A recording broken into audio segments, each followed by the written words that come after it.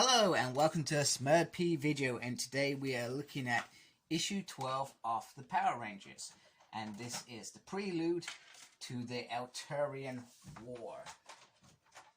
And on the front you have a lovely picture of Lord Draken, because he's just betrayed the Power Rangers, which is very cool. And then you got the connecting cover picture there, which I never actually put these comics together to actually show you, so I guess apologies. And this is written by Ryan. Francesco is on the illustrations, goes by Rao and Jose, and Ed is on the letters as always. And the Imperial Rules have just finished taking out the Yellow Emissary, much to the Rangers' shock and surprise.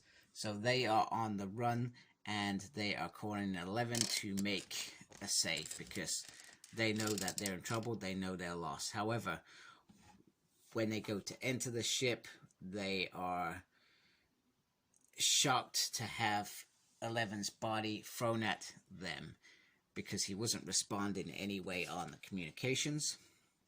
And then you have Lord Draken making it clear that he's behind it and the time has come for him to betray you. And don't even think about your robot coming back. He's dead. Yeah, he just crushes him. And he says, "Don't threaten me, Jason. I'll take you out." So anyway, he tells the story. He was there when the first Red Emissary was killed. And he tried to run. However, he got caught out. They took his morpher. And they said, literally, they would have killed him if he hadn't brought the Rangers to them, so to speak. So that's what he did, except he didn't really do anything other than just turn up, really. The Rangers did the rest, is what he said. So he still plays that little migraine. Actually, it's your fault. If you hadn't done anything, nothing would have happened. And sorry, my camera seems to be not focusing very well. However, Jason reaches out to him to say, "Hey, you wanted to fight me for your freedom. Now, you didn't do that because you wanted to be free. You did that because you knew what was happening was wrong. And I don't think you wanted it to happen. Anyway, you got me all figured out, Jason," he says. "Enjoy the end of the world, kids." And then he goes. So anyway, Zartus brings forth the third Imperial Rule, and he agrees for it to, he makes it known that it is to serve him, and they all call Zartus Master, and when this is over, you know, you can do whatever.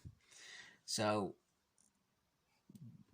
the Rangers are about to witness the end of this planet, and Zack comes up with an idea to hide under some of the, like the Stonehenge of the emissaries show. They hide under there to escape as the fire goes flying up into the sky to destroy it.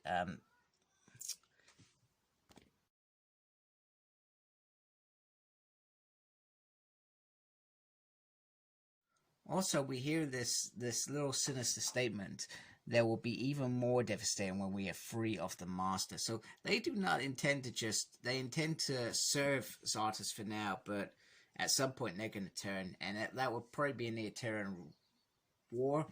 I feel like that's in there a little bit too early. I wouldn't have put it in there personally. I would have let them betray him when the time is right. So anyway, the planet is dust. Trini tries to reach out via the 11 machine, sending a message out with her identity revealed. Zack tries to call on the Zord, hoping that perhaps they can get through. However, Zack is still seeing the king who he left to die on that planet as well. The war takes like ash, and we learn that 11 kept a funny video on his machine. There's only one compared to lots of communication that happened, so which perhaps showed that he actually cared about the Rangers. So that's a bit tough.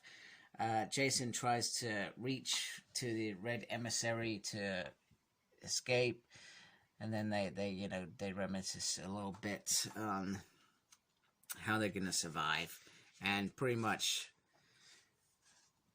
one last message to her parents. It ends. Then pretty much it all goes wrong when they are deciding, you know what, we haven't got much time left. We've got no escape, no hope, no nothing. And even worse, a bit of volcano blows and they get trapped. And then they are saved. Look at that. What an ending.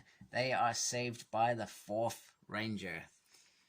The cat that I can never remember his name, and he is awesome, and he's just rocked up, and he looks wicked. I love that costume.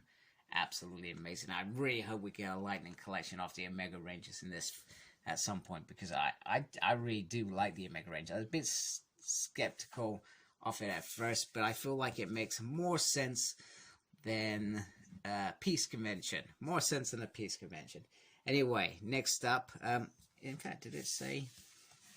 Sorry, I literally just turned it straight away.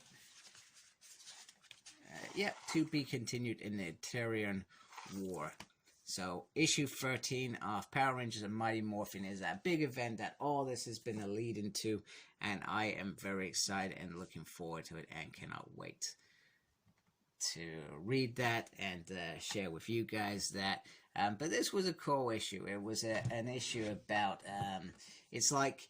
Do you know when if you watched Avengers Endgame, and I'm sorry if I'm spoiling this, you got Iron Man in space with some of the other guys, and they're literally waiting to die, and they play chess, they leave messages, and eventually Miss Marvel turns up, or Captain Marvel, I think she's Captain Marvel in the films, turns up and saves them, and it's like, oh, you know, it was...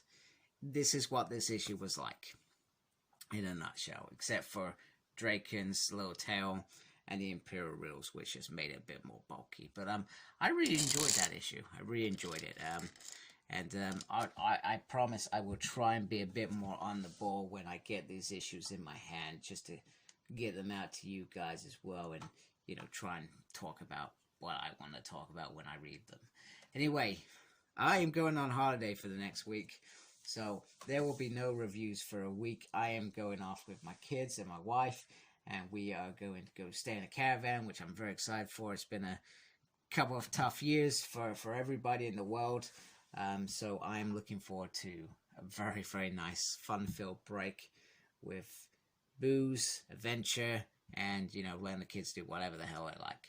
So anyway, please look after yourself. It's very important. And embrace geekiness. Take care of yourselves. Goodbye.